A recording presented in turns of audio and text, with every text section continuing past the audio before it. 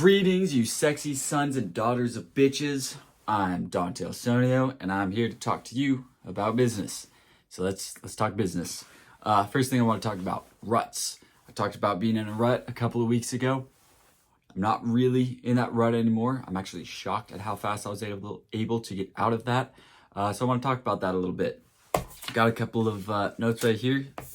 So let's talk ruts. Why do they happen? Do they happen because of burnout? I think this idea of burnout is bullshit. Everybody's like, oh, I'm gonna run out of energy and stuff. Now look, you can get burnt out, certainly. But we're capable of, I'd say, 4 times what most people think that they're capable of. So my general policy on burnout is we start to think that we're burning ourselves out. Because we think that we're burning ourselves out, we start to back off and we start to go oh, I need to do this rest, and I need to rest a little bit here, and I need to rest a little bit there. And then we start to kind of fall into rut-like behavior. We start watching more TV. We stop pushing ourselves. And the reality is that it's pushing ourselves. It's pushing past those boundaries that gives us more energy. It's progress towards our goals that gives us more energy. It's all that kind of stuff. So my policy is you start to feel like you're getting burnt out once you get to about 70% of what you're capable of. So in one day, say you're generally capable of focusing for a total of 5 hours, you're going to start to feel burnt out once you get to 3.5, maybe 4 hours of focusing straight. What you need to do at that point is realize, okay, now I'm starting to feel like I'm exhausted, I'm done. You have to push through for another 30 minutes for that next 10%.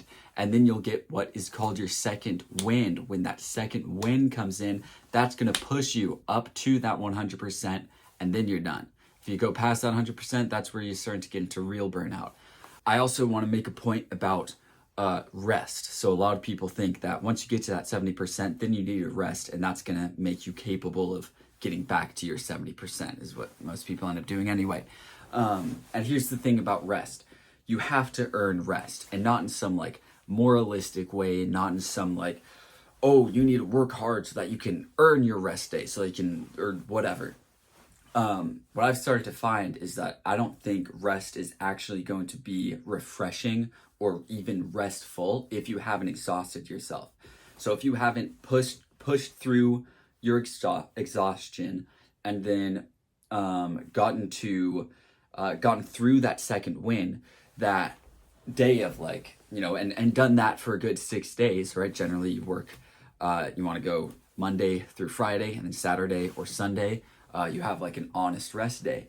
And if you don't go hard for those other days, when the rest day comes, sleeping in isn't actually going to be restful. It's just going to actually drain you more. What a lot of people might find is that they start consistently sleeping 10 hours a day, they're going to actually feel more and more tired throughout each day, as opposed to actually feeling rested. Whereas if you start sleeping 5 to 8 hours a day, maybe 6 hours a day, every day, you'll actually find that you actually have more energy. I've been sleeping, actually these last few days, I kind of caught up on sleep.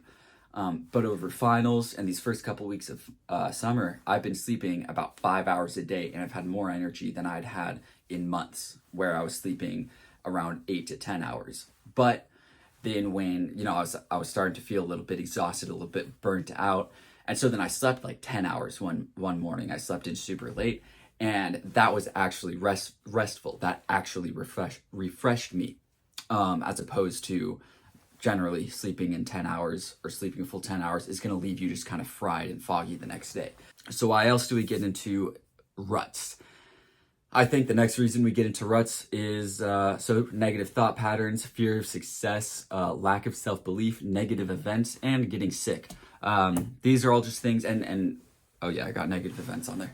All these things, if we respond to them in a negative way, they can cause us to fall into a rut. So this is what I was talking about. I think in my second video, I was saying, hey, if you want to make some new way of being, right? If you want to start some new habits, say you want to start working out every day, for that to become a habit that's actually going to last in the long run, you have to participate in that habit in these 3 states. And so the 3 states is one When life is negative, 2 is when life is boring, and 3 is when life's exciting. And all 3 of them feel different. When life is shit, there's all of this terrible stuff going on in your life. I don't know, yeah, everything's just falling apart, whatever that may be. When you have these negative things going on, it's gonna take a certain kind of almost attitude, and it's gonna take this feeling. It's gonna feel different when you go from feeling negative and pushing yourself into your work, as opposed to when life's going really well. But in both situations, you have to kind of overcome the distractions of your life, overcoming the distractions of positive things in your life.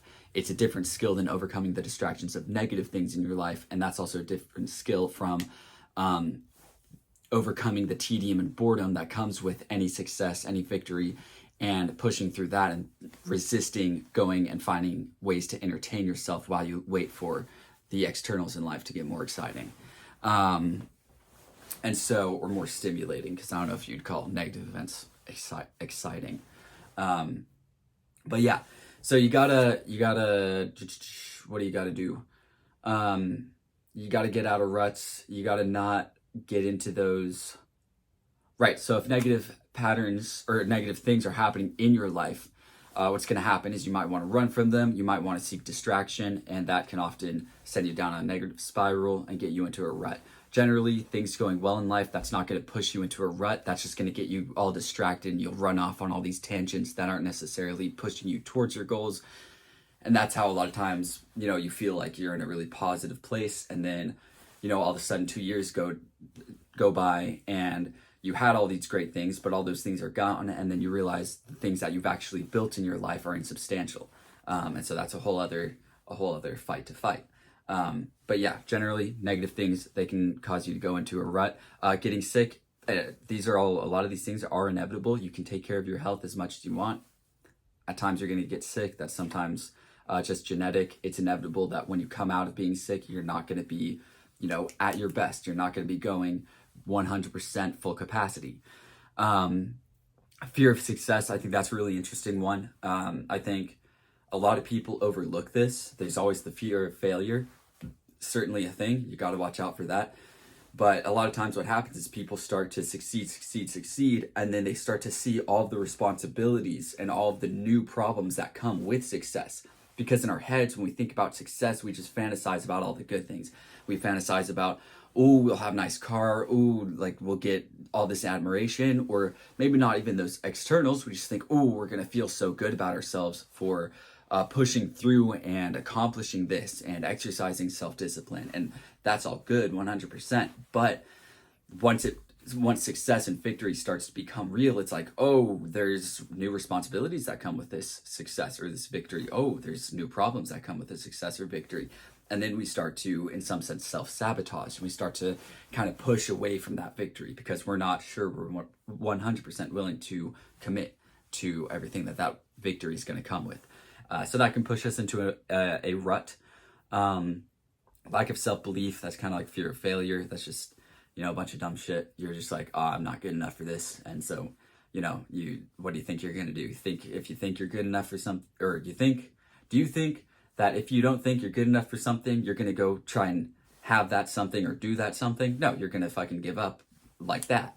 I think a lot of people mistake a lack of self-belief for humility. They're like, oh, I gotta be humble. I don't want to be all arrogant and shit. I want to think I'm better than other people. I remember hearing from Alex Hormozy said there are 3 qualities that successful people have. One is that they think they're better than other people. They think they're better than everybody else. Why do they think they're better than everybody else? Who knows? But there is something to gain from that. If you want to do something that is extraordinary, that takes being better than everybody else, then you have to, in some sense, believe that you're better than everybody else. So don't shy away from that. You certainly don't want to let that ease into arrogance, but I think that's, there's like integrated arrogance. There's, I don't know, it's like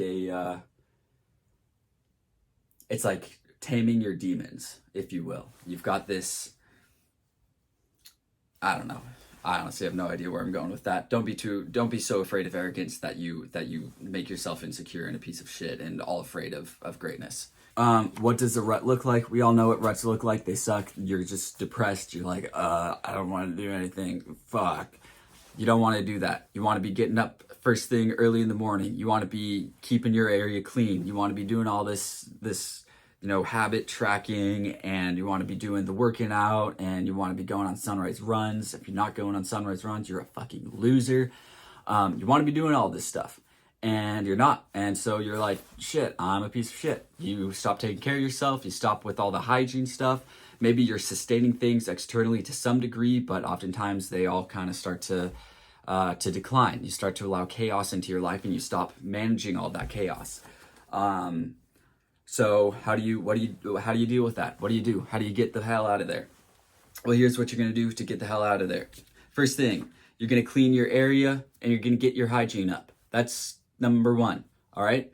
Don't worry about all the externals, all of the bullshit in the outside world and your life. All that's going to be problematic for now. The first thing you got to do is you got to clean everything. All right. That's where you start. You get your room in order. You get your kitchen in order, and you get yourself in order. Next day. Actually, I guess you could do this on first day too. You want to start hydrating. You want to stop eating sugar. You want to start eating healthy foods, and you want to start taking your vitamins. These are the very small, simple things that get your shit together. If you're dehydrated, you're going to be in a mental fog. You're not going to be able to focus. You're not going to be able to function near your best. There's no amount of discipline that's going to overcome dehydration and a poor diet. However, if you're eating protein, if you're eating some vegetables, if you're getting a lot of sugar out of your diet, you're going to have more focus. You're going to be more energetic. You're going to be able to function at a higher level. And that's kind of what we want when we're getting out of a rut. So even if you're like, in that state where you're like, oh, all I want to do is like sit and watch TV and like I dread everything, that's fine. That's fucking whatever. But right. And if you're in that kind of a rut and you're trying to get out of it, then what you got to do is sit down and go, okay, I'm going to like watch TV today. I've been doing this for like 2 weeks where I'm just skimming by on everything in my life and then watching TV or playing video games. And I don't want to be doing that, but I'm in this fucking cycle and it sucks. I was there just a couple of months ago and I was there for about a month and I fucking hated it. And I think I've had some time there quite a few times throughout my life. And it's one of the worst things ever outside of like, drug addiction. It's one of the worst things ever. It's like classic mediocrity. It's the pull of mediocrity because, it's like C's get degrees. You're passing in life, but you're not living life. And so what you want to do is you want to get out of that. So you might want to accept, all right, look, a lot of times we go, okay, tomorrow is going to be a killer day. Tomorrow, I'm not going to watch any TV. Tomorrow, I'm going to do the meditate and the watch and the workout and all that kind of stuff. When you're first trying to get out, don't worry about that. Just clean your shit up, get your hygiene together, spend the rest of the day watching TV, but then hydrate. Make sure that instead of eating popcorn while you're watching TV, just get some chicken. Throw all of your junk food out, get some chicken, eat some salads, and then take your damn vitamins. See a nutritionist if you must to see if you have any vitamin deficiencies. I'm pretty sure I have a deficiency in zinc. I haven't actually seen a nutritionist. I just started taking zinc meds and I felt like way healthier, way better. I've been getting sick less since I started taking the zinc meds. So, make sure you're taking the vitamins that you need to take. I also am going to see a nutritionist at some point. Then after you've done that, after a few days, then start doing low bars. So start doing, okay, today I'm going to fuck off. I'm going to eat my healthy food. I'm going to keep hydrating, all that kind of stuff. And I'm going to start easing in 10, 15, 20, 50 push-ups a day, right? And just by the end of the day, I got to get my 50, maybe to 100 push-ups in. I don't have to do all at once. I just got to do sets of 10. Anybody can do that. Depending on how in shape you are, 100 push-ups in a day is no problem. So try getting small stuff like that in. Try doing just like a 2-minute meditation. You can stop your show, your episodes are changing, and like there's that little voice in the back of your head that's like, oh God, life's so fucked. I don't want to watch this next episode. You pause it, and then you try to go back to life, and you're like, oh geez, everything's like a disaster. I don't want to deal with that. And you go back to TV. Go ahead and ignore that disaster. Go meditate for 2 minutes. Right? Go do those 10 push-ups and go right back to TV if it's such of an ordeal. And then de-stimulate. So this is another thing I want to talk about.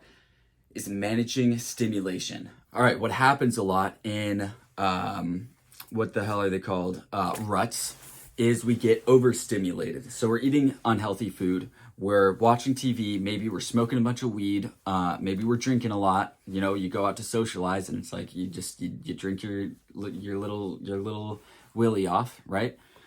We've all been there. Right? So we're overstimulated. We're watching a lot of TV. We're playing a lot of video games. We're scrolling through social media a lot. These things are highly stimulating. And what happens is when we go and sit down to do our work, even if it's work that we're passionate about, it's not reaching that high level of stimulation that all these other things are reaching. So, you know, we're going through life. Our average level of stimulation is up here. And, you know, let's say coding, I'm a programmer, coding, its level of stimulation is like down here. Right now, if my overall level of stimulation is somewhere down here where a normal human being's level of stimulation should be, then programming is going to seem fascinating to me, and it is something that I'm passionate about. But if I've been playing video games for the last 3 days, programming is going to bore me to tears. It's the same thing with going outside, going on hikes. People stop going and exploring the wilderness because the wilderness is boring compared to the crazy shit you see on TV and you play on video games. And think about VR headsets. When you put that thing on and you're like in there and you're like shooting people and it's like, holy shit, what's going on? It's crazy. It's absolutely crazy. And you're not going to be excited like that when you're out in nature because you're going to be comparing your experiences. And the amount of dopamine that you're getting from going out in nature just isn't going to compare. The amount of dopamine you're getting from maybe going and skating, it's just not going to compare to what social media and these other things can give you. But these other things, I'm assuming if you're watching this, you just understand fundamentally that living a life of like drug use and social media use and TV and video games is not the kind of life that we want to live. That sucks. It's, you know, the law of diminishing returns. It fries you over time. Eventually, it's not going to be as rewarding as it is when you start. Whereas things like, you know, going out to nature, going on hikes, going for a skate session, doing work like coding or writing or reading, those things continue to be rewarding because their levels of stimulation are way up here and their levels of stimulation are way down here, and they're able to kind of sustain us, I guess. There are, like, biologically, we're capable of continuously being stimulated at this level, whereas we aren't capable of being continually stimulated at this level. That's why I think a lot of people, they play video games for a long time. The amount of stimulation they get from it starts to drop, but they want to feel like they're up here, and so they have to add smoking weed to their video game playing session, so that now we get stimulated up here, and then they got to get stronger and stronger weed to get up there. So it's some shit. And then eventually they just kind of get locked into this dreary lifestyle because now, you know, the level of stimulation is actually like kind of down here, even though they're stoned and playing video games, but they've been doing it so long that it doesn't mean anything to them. But then to stop doing that is to drop way down to where, you know, programming and stuff is. So, you know, their perceived stimulation, I'm getting a little bit lost in the sauce here, but I think you get what I'm saying. They're playing video games. It's about as entertaining to them as coding might be to me in the state that I'm in right now, not the state I was in 2 months ago. The amount of excitement that they're getting from video games and being high and stuff is going to be as exciting as coding is going to be for me. But now in order to get that kind of excitement from coding or going outside, they're going to have to drop way low. And it's like almost like they have to do a detox. And so they kind of just get locked into this shitty mess, and they don't want to persevere through the detox. So it fucking sucks. And I guess, so the last point on here is destimulate.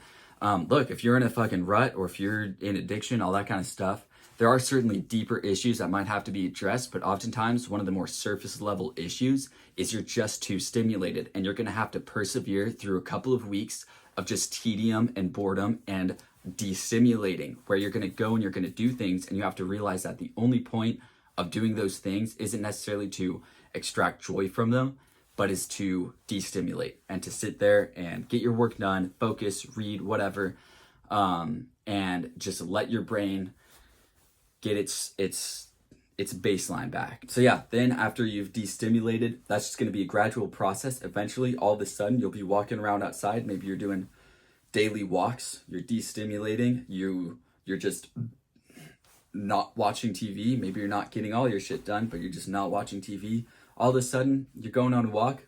Colors seem a little bit brighter. You're like, oh wow, like you have a little chit chat with somebody, and you're like, oh, that was they said some funny joke. And you're like, yo, that was like super funny. Maybe it's not nearly as funny as like a meme might be, but it was funny. And since you have been looking at memes, the level of stimulation needed for something to be funny is going to be a lot lower.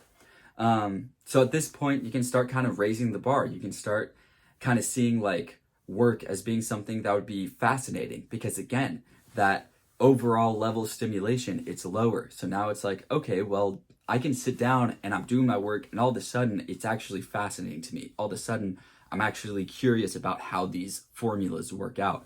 And at that point, you start raising the bar. You go to the gym, and instead of just like, I'm just getting these, 10, 15, 20 reps or whatever, I'm just getting these in so that I can start kind of refreshing my body, getting my body moving. And instead it starts getting to where you're like, man, this feels good. I'm feeling energized. I'm feeling this adrenaline rush while I'm working out. And so now I'm going to start pushing myself a little bit harder today. And I'm going to work out until I'm fucking exhausted because it feels good. And again, your levels of stimulation are lower. So something like a really exhausting workout is going to be stimulating enough to keep you excited and keep you engaged. And it's going to bring you joy, as opposed to just be something that you're pushing yourself to do to get out of this stimulated state. And at this point, you kind of have to start to maintain that resistance of looking back at social media, getting back on video games. Because now that you're destimulated, something like video games is going to feel really good. Something like looking at some memes. I'll notice when I don't have Instagram for a long time, I'll download Instagram, look at some memes, and I'm laughing my ass off. I think that shit is so funny. And in 2 days, I'm just like scrolling. I don't fucking care. It's the same kind of content, but my brain's in that higher stimulation state. God, that word is losing all meaning to me. But yeah, and then so when I get rid of Instagram, a couple of weeks go by or a couple of days go by. If I were to get Instagram, I would laugh my ass off. So I have to resist that pull towards Instagram and just be content. And I think this is kind of what contentment is. It's like, being content with extracting joy from a lower level of stimulation. And then saving those spikes in stimulation for going out and going to like a really good party with some friends, a really good night out. And just having like one of those, and then the next day is going to be everything's going to seem a little bit more mundane, but that's okay. Or going on some crazy outdoor adventure or going camping. Stuff like that is going to be a lot more fulfilling, and you're going to extract a lot more joy from those things. And you want to save those stimulation spikes for those, as opposed to saving those stimulation spikes for something like video games, or wasting those stimulation spikes on something like a video game.